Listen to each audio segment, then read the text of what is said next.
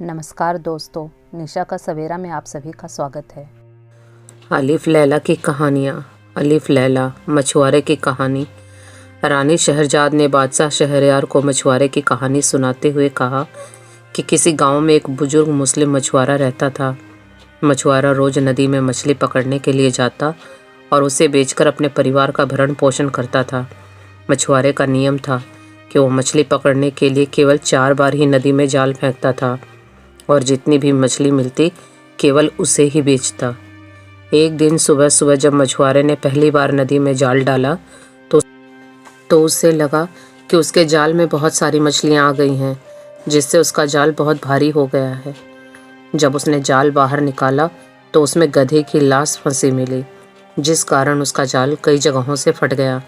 यह देखकर मछुआरा निराश हो गया। मछुआरे ने जाल को समेटकर दूसरी बार नदी में फेंका।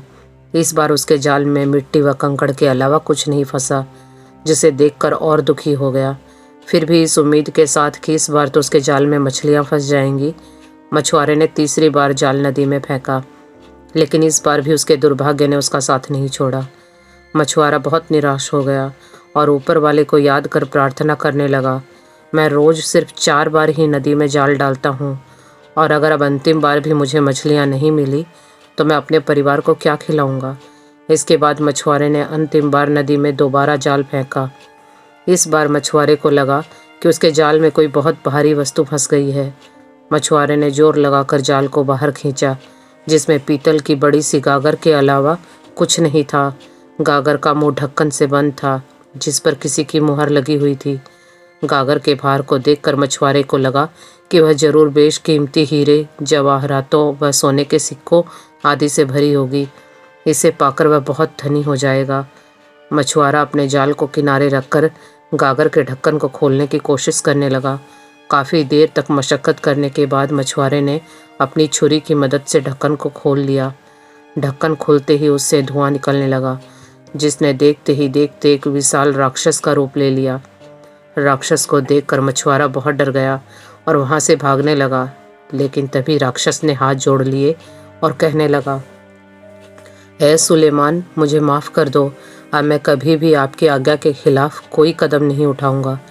यह सुनकर मछुआरा रुक गया और अपने डर पर काबू पाते हुए कहा, अरे राक्षस, सुलेमान की मौत हुए 1800 साल से भी ज़्यादा हो गए हैं। तुम मुझे बताओ कि तुम इस गागर में कैसे और कब से बंद हो। मछुआरे की बात सुनकर राक्षस को गुस्सा आ गया और उसने मछुआरे से कहा, तेरे मरने में अब ज़्यादा समय बाकी नहीं है और तू मुझसे इस तरह बदतमीजी से बात नहीं कर सकता। यह सुनकर मछुआरा घबरा गया और कुछ हिम्मत जुटाते हुए राक्षस से बोला, तुम मुझे कैसे मार सकते हो? क्या तुम भूल गए कि मैंने ही तुम्हें इस गागर की कैद से बाहर निकाला है? मछुआरे की बात का जवाब देते हुए राक्षस ने कहा, मैं जानता हूँ, लेकिन ये बात भी तेरी जान नहीं बचा पाएगी। मैं बस तुझे इतनी रियायत दे सकता हूँ कि तू ये फैसला खुद करे कि मैं तुझे किस तरह से मारूं। मछुआरे ने कहा, ये तो अन्याय है, तुम ऐसा कैसा कर सकते हो? राक्षस ने कहा, मैं तुझे बिना किसी कारण के नहीं मार रहा हूँ, इसके पीछे भी वजह है। राक्षस ने मछुआरे को अपनी आप बीती सुनाते हुए कहा, मैं और एक अन्य जिन साकर दोनों नास्तिक थे, जबकि बाकी के राक्षस सुलेमान को पैगंबर मानते थे। राक्षस ने बताया कि एक बार बादशाह सुलेमान ने गुस्से में आकर अपने प्रमुख मंत्री आसिफ बिन वरहिया को हमें पकड़कर उनके सामने पेश करने का आदेश दिया। इसके बाद मंत्री ने मुझे पकड़ लिया और बादशाह के सामने पेश किया। राक्षस ने बताया, सुलेमान ने मुझसे कहा कि मैं उन्हें अपना पैगंबर मानकर उनकी आज्ञा का पालन करूं, लेकिन मैंने उसकी बात मानने से साफ इनकार कर दिया। इसके बाद गुस्से में आकर बादशाह ने मुझे गागर में कैद कर लिया और मंत्रों के जरिए गागर का मुंह मुहर लगे ढक्कन से बंद कर दिया। इसके बाद सुलेमान ने अपने सैनिकों को आदेश दिया कि गागर को नदी में फेंक दे। राक्षस ने आगे बताते हुए कहा, गागर में कैद रहते हुए मैंने प्रण लिया था कि अगर 100 साल के अंदर कोई मुझे इस गागर की कैद से मुक्त कराता है तो मैं उसे इतना धन दूंगा कि उसकी कई पुश्तें बैठकर खा सकेंगी, लेकिन इस दौरान मुझे किसी ने बाहर नहीं निकाला। इसके बाद मैंने दोबारा प्रण लिया कि अगर अगले 100 साल में मुझे कोई बाहर निकालेगा तो मैं उसे संसार भर के खजानों से लाद दूंगा, लेकिन इन 100 सालों से भी मुझे कोई बाहर निकालने नहीं आया। इसके बाद तीसरी बार में मैंने मुझे बाहर निकालने वाले को राजा बनाकर प्रतिदिन उसकी 3 इच्छाएं पूरी करने का फैसला लिया। जब तीसरी बार भी मुझे बाहर निकालने कोई नहीं आया तो अंत में मैंने फैसला लिया कि अब जो भी मुझे बाहर निकालेगा मैं उसका प्राण ले लूँगा, लेकिन उसे बस इतनी रियायत होगी कि वो अपने मरने के तरीके का चुनाव खुद कर सके। राक्षस की बात सुनकर मछुआरा अपनी किस्मत को कोसने लगा और अपनी पत्नी व बच्चों को याद करते हुए राक्षस से दया की भीख मांगने लगा। जबकि राक्षस अपनी बात पर अडिग रहा। मछुआरे के काफ़ी देर तक गिड़गिड़ाने के बाद भी जब राक्षस नहीं माना तो मछुआरे ने अपनी जान बचाने के लिए उपाय सोचा।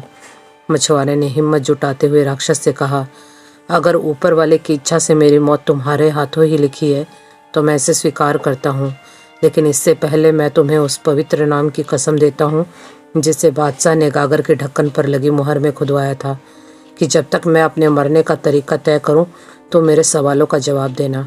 मछुआरे की बात सुनकर राक्षस थोड़ा अचरज में पड़ गया और असमंजस में उसने मछुआरे से कहा कि वह उसके हर सवाल का उत्तर देने के लिए तैयार है। मछुआरे ने समझदारी दिखाते हुए राक्षस से कहा, तुम इतने विशाल राक्षस हो और कहते हो कि इतने वर्षों तक तुम इस छोटी सी गागर में कैद रहे। ये बात थोड़ी अजीब है और मुझे इस पर विश्वास नहीं है। मुझे लगता है कि तुम झूठ बोल रहे हो। इसका जवाब देते हुए मछुआरे ने कहा कि मैं पवित्र नाम की सौगंध खाता हूँ कि मैं सचमुच इस गागर में कैद था। इस पर मछुआरे ने कहा, तुम्हारे कसम खाने पर भी मुझे तुम्हारी बात पर यकीन नहीं है। मैं जब तक खुद अपनी आंखों से ये देख न लूँ कि तुम इस गागर में कैसे समाये, मैं विश्वास नहीं करूँगा। मछुआरे के संशय को दूर करने के लिए राक्षस देखते ही देखते दोबारा धुएं के गुब्बार में बदल गया और उस गागर में समा गया।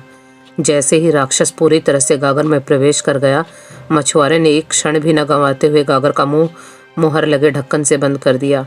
गागर में कैद होते ही राक्षस बहुत क्रोधित हो गया और बाहर निकलने के लिए जतन करने लगा, लेकिन ढक्कन लगा होने के कारण वह बाहर नहीं निकल पाया।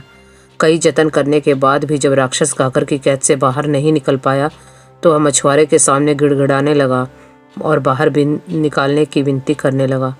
जब राक्षस की बातों का मछुआरे पर कोई असर नहीं हुआ तो वह उसे लालच देने लगा। राक्षस ने कहा कि अगर वो उसे बाहर निकालता है तो वह उसकी जान नहीं लेगा और उस पर बड़ा उपकार करेगा, लेकिन मछुआरे के सामने उसकी एक न चली। राक्षस से के कई बार विनती करने पर मछुआरे ने उससे कहा, राक्षस तू कपटी व धूर्त है। अगर मैं अभी तुझे बाहर निकाल दूं तो तू मुझे मार देगा और तू मेरे उपकार के बदले वैसा ही करेगा जैसे गरीक नामी बादशाह ने हकीम दुबान के साथ किया था। राक्षस के पूछने पर मछुआरे ने उसे गरीक नामी बादशाह व हकीम दुबान की कहानी सुनानी शुरू की। कहानी जानने के लिए देखिए अगली वीडियो। धन्यवाद।